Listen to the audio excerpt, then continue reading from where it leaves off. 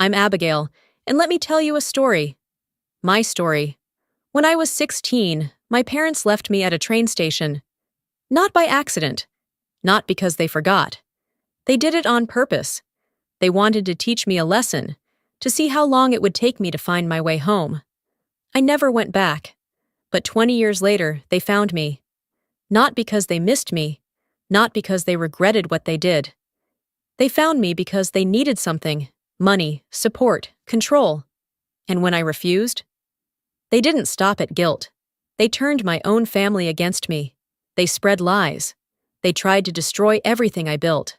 July heat clung to my skin as I leaned against the car window, half asleep, my headphones drowning out the hum of the highway. My parents, Magnus and Celeste, sat up front, bickering about something I had long since tuned out. The road stretched endlessly ahead, cutting through miles of Alabama's back roads. We had just spent the weekend visiting my older sister, Vivienne, at college. The trip had been routine, Vivienne pretending everything was fine, Mom making passive-aggressive comments about how I should be more like my sister, and Dad barely acknowledging either of us unless it was to bark an order. I was used to it. It was just another day in our family, another lesson, another test. I cracked my eyes open as the car slowed down. A train station sat just off the highway, a relic of another time, rusted and nearly abandoned. Dad pulled into the lot, rolling the car to a stop by a pair of old vending machines. "Go grab me a soda," he said without looking at me. I yanked my headphones down and blinked. "What?" Mom turned in her seat, flashing me the kind of forced smile that never reached her eyes. "Get your father a drink, honey, and grab me a water." I sighed, pushing open the door. The heat hit me like a wall as I stepped out onto the cracked pavement. I didn't bother arguing. It never worked anyway. The vending machines sat beside the station entrance, their faded decals peeling from the years of sun exposure. I dug a crumpled $5 bill from my pocket and fed it into the slot, pressing the buttons for their drinks. The machines groaned, struggling against time before finally spitting out a lukewarm soda and a bottle of water. I turned, bottles in hand, expecting to see the car waiting where I left it. It wasn't. The lot was empty. For a second, my brain refused to register what I was seeing. Maybe they had moved to another spot? Maybe they were just out of sight. I took a step forward, my breath catching in my throat as I scanned the empty parking spaces. Then my phone buzzed. A text from Mom. "Let's see how long it takes you to get home. Consider this a lesson in problem solving." I felt my stomach drop. This wasn't a mistake.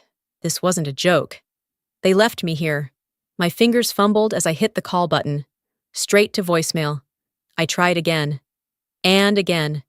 Each time, the same hollow beep echoed in my ear. I stood there, gripping the soda so tightly, the plastic crinkled beneath my fingers. My heartbeat pounded in my ears, drowning out the distant sound of a train horn.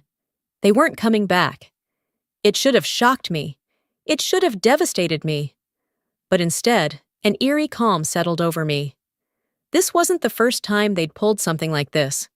When I was 13, they had locked me outside in the middle of a storm because I forgot to take the trash out. At 14, they made me walk 6 miles home from school in the rain as punishment for missing the bus. This was just another lesson, another twisted way of proving that I was disposable. I glanced around the station. A handful of people moved about, oblivious to the 16-year-old girl standing there with nothing but her wallet and a growing sense of rage. I wasn't going to wait for them. I wasn't going to play their game. I checked my pocket. $140, savings from my summer job. Not much, but enough. The old man behind the ticket counter barely looked up as I approached. "Where's the nearest bus station?" I asked, my voice steady despite the turmoil inside me. He pointed down the road. "Couple miles that way." I nodded, already moving. My phone buzzed again. Another text from Mom. "Don't you dare call your aunt. Your father says you need to figure this out on your own." I blocked the number. Then I did exactly what they told me not to. The phone rang twice before a familiar voice answered. "Abigail?" I swallowed hard. Aunt Marigold, can you help me? My voice was steady, but inside I was crumbling. Abigail? Marigold's voice was sharp with worry. Where are you? I swallowed hard, gripping the phone so tight my knuckles turned white. I was standing alone at a train station, abandoned by the people who were supposed to love me. My heart pounded in my chest, but my voice came out eerily steady. They left me, Aunt Marigold. They just drove away. There was a pause, then a sharp intake of breath. Stay right there, sweetheart. I'm coming to get you. That was 20 years ago. Now, I stood in the corner office of Haven Developments, my company, staring out over the Austin skyline. The city was alive, the streets below buzzing with movement, but in my office, it was just me and the past creeping back in. My phone sat on my desk, the screen still lit with missed calls. 39 of them. I ignored the unknown numbers. My eyes zeroed in on the only one that mattered. Vivian. A name I hadn't seen in 2 decades. My stomach twisted as I pressed play on the first voicemail. Abby, please pick up. Mom and Dad found you. They need your help. My grip on the phone tightened. That name, that tone. She still called me Abby, like we were kids, like nothing had happened. I exhaled sharply and deleted the voicemail. The next one was just crying. By the third, she sounded frantic. Abigail, please. You don't understand. They're desperate. Just talk to me. I set the phone down before I could smash it against my desk. They had found me, and I knew exactly what that meant. I walked away from them 2 decades ago with nothing but a bus ticket and a burning need to survive. I worked 3 jobs, slept in a studio apartment that smelled like mold, and clawed my way through college. Every brick of Haven Developments had been built with the life they tried to destroy.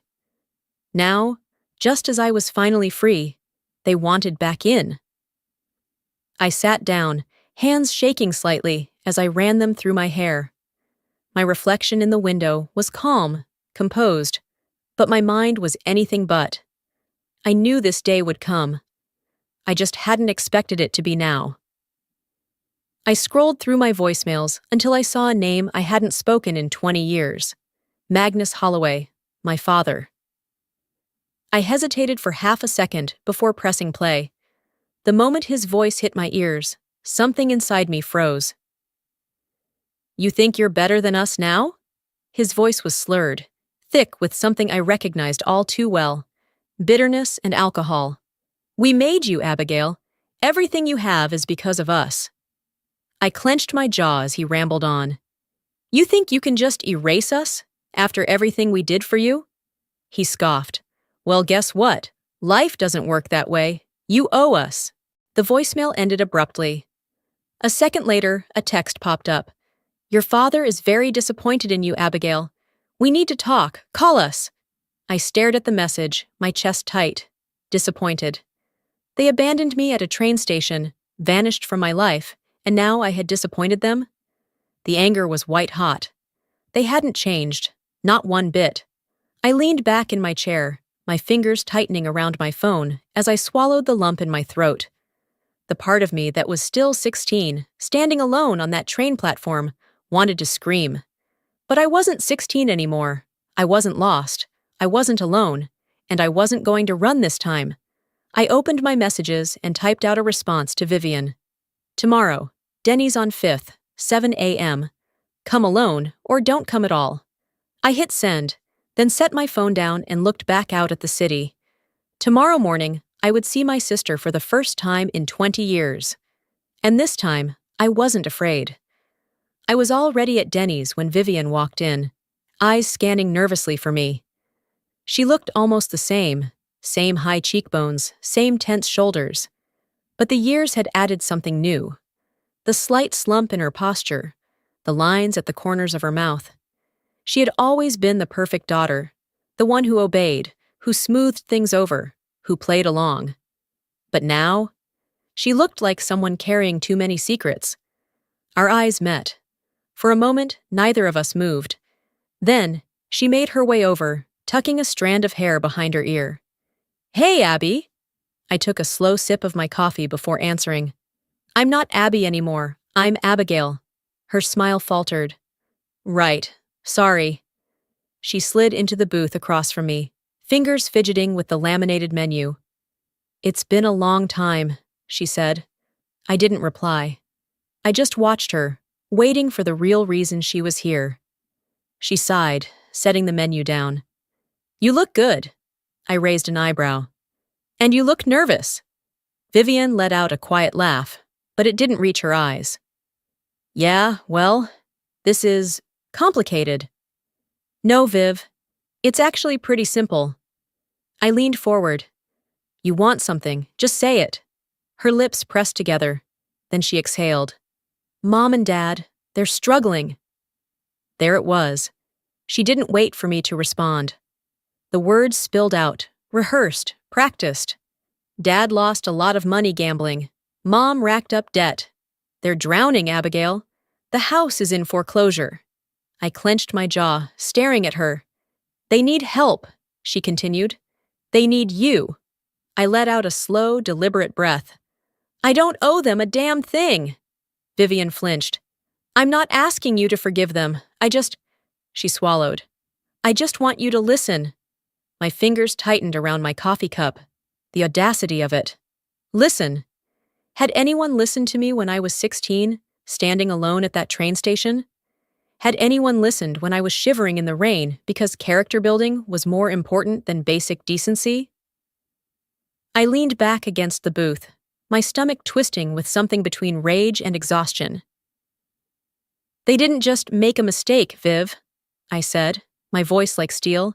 They left me at a train station, on purpose. She winced. They came back. An hour later, I cut in. And whose fault was that? The air between us cracked, like a mirror splitting down the middle. Years of silence, of unspoken words, of pretending it hadn't been that bad. Vivian blinked rapidly, her fingers twisting in her lap. They thought you'd come home. They thought you'd... She trailed off, her voice breaking. They thought I'd crawl back, I finished for her. Like I always did. She stared at the table, her breathing shallow. I shook my head. I'm not their daughter anymore, Vivian. I haven't been for a long time. Her shoulders trembled, but I didn't soften. I reached into my pocket, pulled out a few bills, and dropped them onto the table. If they try to contact me again, I won't be so polite. Vivian stayed seated, staring at the table. I walked away without looking back. I thought that was the end of it. I was wrong. The next morning, I buried myself in work, trying to push the conversation with Vivian out of my mind. It had left a sour taste in my mouth, but I had no intention of letting it control my day. The past was the past, and I had built something real, something no one, not even them, could take away from me. Or so I thought. A sharp knock at my office door interrupted my focus. Jenny, my assistant, stood in the doorway, her face tight with something between discomfort and hesitation. Hey, I think you should see this. She stepped in, phone in hand, hesitating before passing it to me. I frowned and took it. The screen was open to Facebook. My breath caught in my throat as I read the words on the screen. Our daughter abandoned us in our old age after everything we sacrificed for her. Below it, another post. We raised her to be strong, and this is how she repays us? Heartless. I felt a slow, burning heat creep up my neck. They were painting themselves as victims, as if they were the ones who had suffered. There were hundreds of comments, strangers condemning me, people sharing the posts, some even tagging my company's page. I scrolled through the responses, my stomach twisting. Wow, I can't believe some kids treat their parents like this. What a disgrace. Ungrateful brat. I hope she rots alone. Money changes people. Shame on her. I slammed the phone down on my desk. Jenny shifted uncomfortably. I didn't want to show you, but it's spreading. Clients are seeing it. Some people have even left bad reviews on Haven Development's page, calling you a cold-hearted fraud. My pulse pounded in my ears. This wasn't just a few Facebook posts. It was a full-scale attack. I took a slow, deep breath, forcing the tremor from my hands. Who else knows about this? Jenny hesitated. Some of the staff. A few of our bigger clients. I think some of them are waiting to see how you respond. I nodded slowly. Okay. Thanks, Jenny. I'll handle it. The moment she left, I picked up my phone and dialed a number I hadn't called in years. Vivian answered on the third ring. Abby? Her voice was wary. My grip tightened around the phone. Did you know about this? A long silence stretched between us. Finally, she exhaled. I told them not to, but they're desperate, Abby. I let out a humorless laugh. Desperate people don't destroy their own children. They just want help, Vivian tried. They think this is the only way to get through to you. I scoffed. By lying? By turning strangers against me? Vivian didn't answer. I shook my head, even though she couldn't see me. I should have known better than to think they'd change. I hung up before she could say anything else. A text came through immediately after. You ungrateful brat. Take that post down. I stared at the words on the screen, a slow, dangerous calm settling over me. Then I opened my own social media account and started typing. Some people rewrite history to escape accountability. I won't let them. I hit post and tossed my phone onto my desk. They wanted a fight? Fine. Let's fight. I thought a few Facebook posts were bad enough. Then they showed up at my office. It had been a long week of damage control, monitoring our company's social media, reassuring clients that my personal life had no bearing on our work, and ignoring the countless messages from distant relatives who suddenly had opinions about a story they knew nothing about. I was running on little sleep, fueled by caffeine and sheer willpower, when the intercom on my desk crackled to life. Abigail. Jenny's voice sounded hesitant. There's an elderly couple here insisting they need to see you. I froze. The coffee in my hand suddenly tasted bitter. Did they give their names? I asked, even though I already knew. Jenny sighed. They said they're your parents. I exhaled sharply, forcing my expression into something neutral. Tell them I'm in a meeting. A pause. Then, they're making a scene. Of course they were. I set my cup down, pushed back my chair, and made my way to the lobby. The moment I stepped through the doors, I spotted them. Celeste was in full performance mode, dabbing at non-existent tears with a crumpled tissue. Magnus stood beside her, arms crossed, eyes scanning the room like he was searching for a fight. The second she saw me, Celeste's face crumpled. My baby, she wailed, loud enough to make heads turn. You won't even talk to your own mother? I stopped mid-step, jaw tightening. Around us, employees whispered. A few pulled out their phones, recording, as if this were some reality show drama unfolding in real time. I swallowed the bile rising in my throat. Magnus's expression twisted into a sneer. You've turned into one of those people, huh? The kind who forgets where they came from? I didn't flinch. Leave, now! Celeste let out a choked sob, clutching her chest like she was moments away from collapsing. I gave birth to you, Abigail. I raised you. And now you treat us like we're nothing? I clenched my fists. You are nothing to me! A collective gasp rippled through the lobby. For a moment, there was silence. Then Magnus's face turned red. You think your money makes you better than us? His voice was loud now, meant to draw attention. Celeste dropped to her knees, actually dropped to her knees, and started crying into her hands. All we wanted was to see you, to talk to you. But you've become so cruel. A wave of murmurs spread through the crowd. Some people looked uncomfortable, others looked entertained. I had had enough. I stepped forward, lowering my voice to a deadly calm. If you don't leave right now, I will have security remove you. Magnus took a slow step toward me, his voice dropping to something low and venomous. You owe us, Abigail. We made you who you are. Celeste's sobbing suddenly stopped. She lifted her face, her eyes gleaming with something colder than grief. You can't erase us, sweetheart. You'll always be our daughter. I exhaled sharply, then turned to the security guard standing nearby. Escort them out.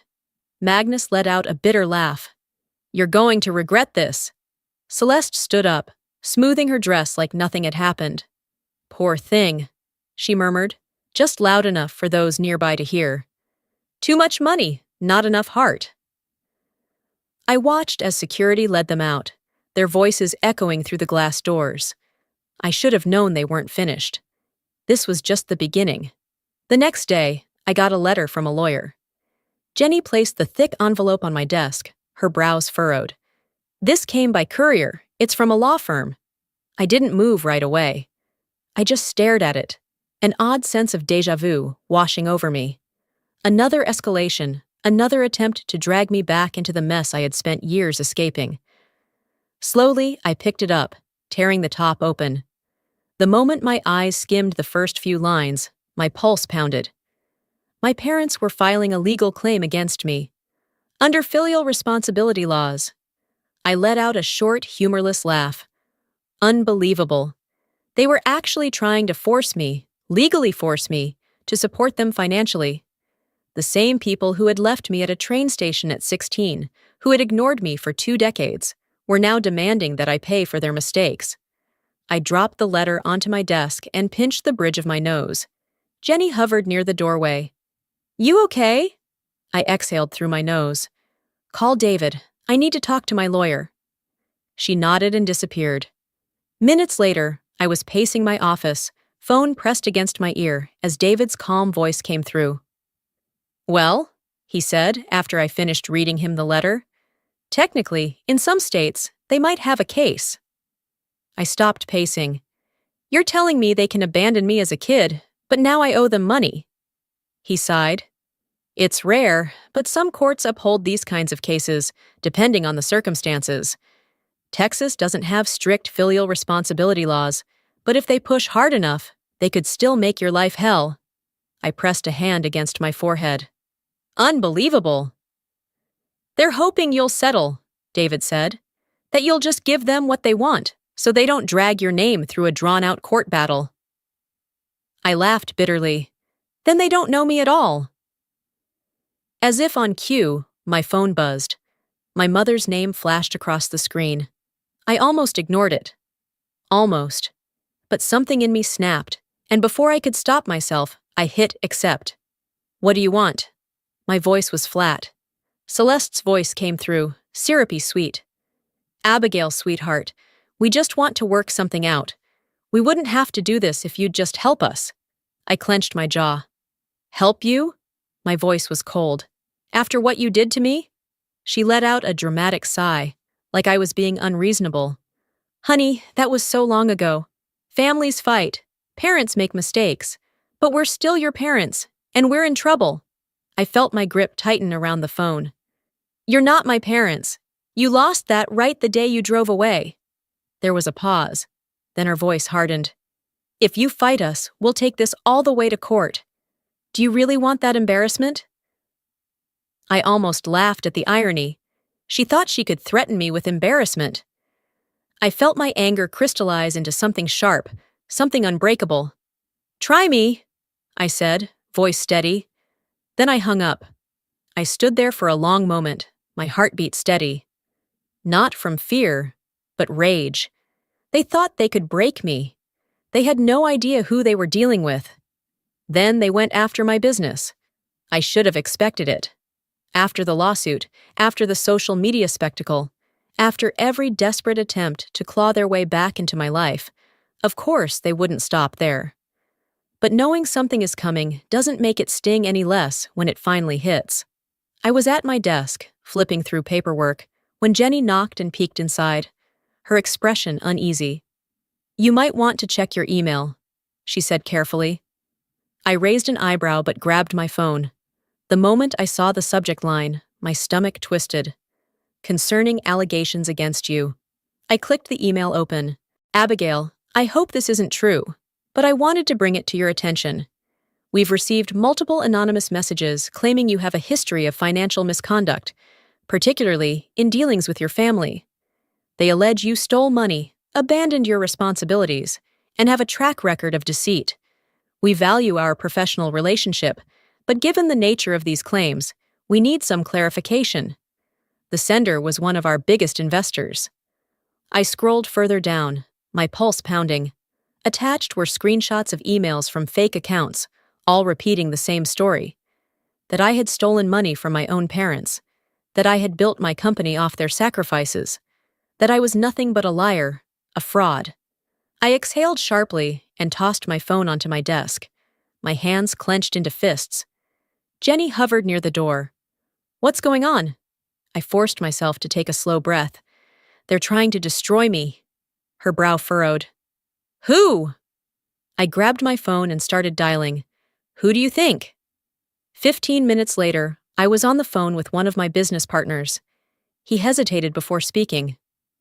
"Look, Abigail, I don't want to believe this, but these messages, there's a lot of them." "Do you know where they're coming from?" I asked, voice clipped. Silence. Then, reluctantly, "Some of the accounts were traced back to an IP linked to your parents." I closed my eyes, gripping the edge of my desk. They had crossed the line. For years, they had tried to manipulate me with guilt. When that failed, they tried to humiliate me publicly. And now, they were coming for everything I had built. They had made a mistake. Because this was war. I called an emergency meeting with my PR team. They sat across from me, their faces serious. One of them cleared his throat. "Our recommendation? Don't engage publicly. Stay quiet. Let this blow over." "No," I said firmly. "I'm not staying quiet. Not this time." I turned to my laptop, my fingers moving across the keyboard as I drafted my own statement. For years, I suffered at the hands of manipulative parents. When I walked away, I did so to protect myself. Now, after 20 years, they are trying to destroy my livelihood. I will not let them. I hit post. Let them come for me. I wasn't scared anymore. Hours later, my phone buzzed with a text. It was from Magnus. "You ungrateful brat. You just made the biggest mistake of your life." I stared at the screen for a long time before typing out a final message. "If you continue, I will take legal action. This is your last chance." I hit send. No response. But I knew. They wouldn't stop. They wanted war? Fine. I'd give them one. The next day, I received a court summons. Jenny walked into my office, her face pale as she placed a thick envelope on my desk. "It's from a law firm," she said carefully. I already knew who it was from. I took the envelope, tearing it open with slow, deliberate movements. The bold, official text at the top confirmed my suspicions. Magnus and Celeste Holloway versus Abigail Holloway, the grounds, neglecting filial responsibilities under state law.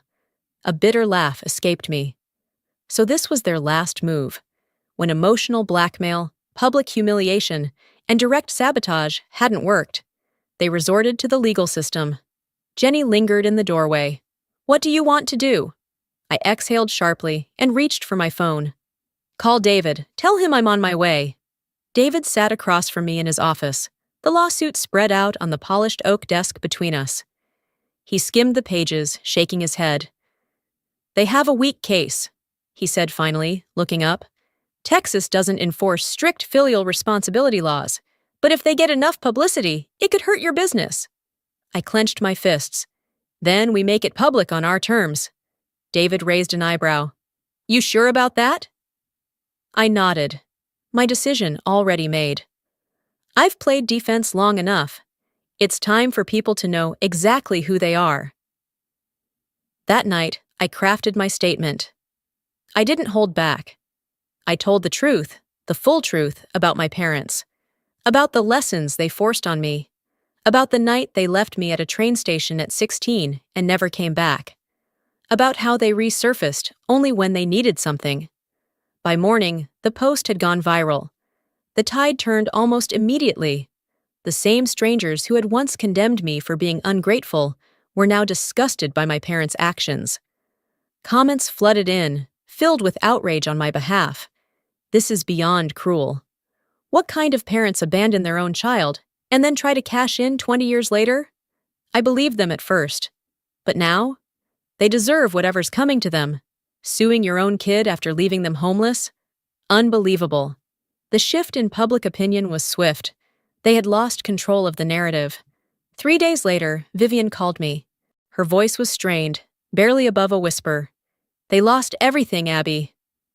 I sat in my car, staring at the city skyline. That's on them. She let out a shaky breath. They're saying it's your fault. Of course they were. I tightened my grip on the steering wheel. No, Vivian, it's their fault. Every choice they made led them here. For once, she didn't argue. A week later, I drove past my childhood home. A for sale sign sat in the yard. The place looked smaller than I remembered, almost lifeless. I expected to feel some sense of victory, some kind of triumph, but all I felt was relief. I didn't need revenge. I didn't need validation. They no longer had power over me. And that was enough. For the first time in 20 years, I finally felt free. No weight on my shoulders, no knots in my stomach, no lingering fear of when they would show up next, trying to drag me back into the past I had fought so hard to escape. I was home. Austin stretched out beneath my balcony, bathed in golden evening light. A warm breeze brushed against my skin as I sat with my legs tucked under me, a glass of wine in hand. The chaos had finally settled, leaving behind only silence. But even peace, it seemed, had one final test. A knock at my door shattered the quiet. I knew before I even stood who it was. I opened it to find Vivian, her eyes swollen, her expression exhausted. Abby. Her voice cracked. Please. I didn't move. They have nowhere to go, she whispered. Dad's drinking more than ever. Mom keeps saying they just need one more chance. They're still our parents. I gripped the doorframe, my heart heavy. She still didn't get it. They made their choice, I said evenly.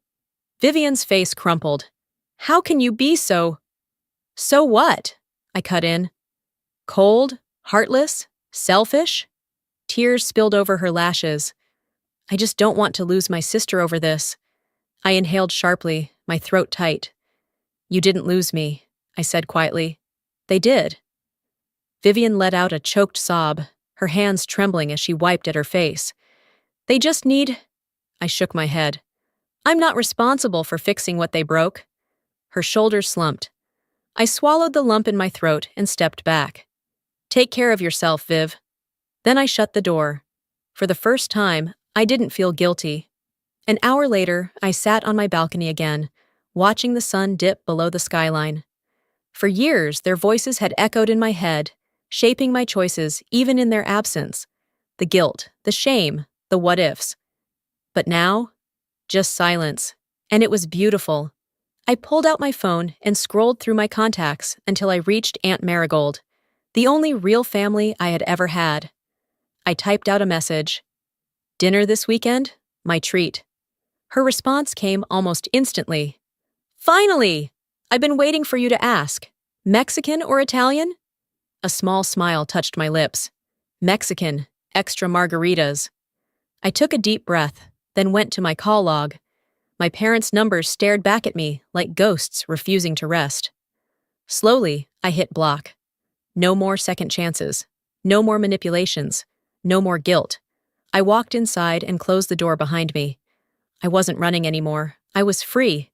Before we end this story, let me leave you with something to think about. For years, I carried the weight of a past I never asked for. I let guilt, obligation, and the fear of being seen as ungrateful dictate my choices. But here's what I've learned. Family isn't about blood, it's about who truly stands by you. Sometimes the people who should love us the most are the ones who hurt us the deepest. And when that happens, you have two choices. Let it define you, or let it go. Walking away doesn't make you weak. It makes you strong. Setting boundaries isn't cruel, it's survival. And choosing yourself after years of being told you don't matter? That's liberation. So if you've ever been made to feel guilty for choosing peace over toxicity, let me tell you this. You don't owe anyone your suffering just because they share your DNA. You deserve to be free. Now, I'd love to hear from you. Have you ever had to walk away from a toxic relationship, family, or otherwise? How did it change you? Drop a 1 in the comments if this story resonated with you, or let me know where you're watching from. And if you didn't like this video, tell me why. I appreciate all perspectives. If this story moved you, don't forget to subscribe so you never miss another powerful story. Your support means everything, and I can't wait to share more with you soon. Until next time, choose yourself, always.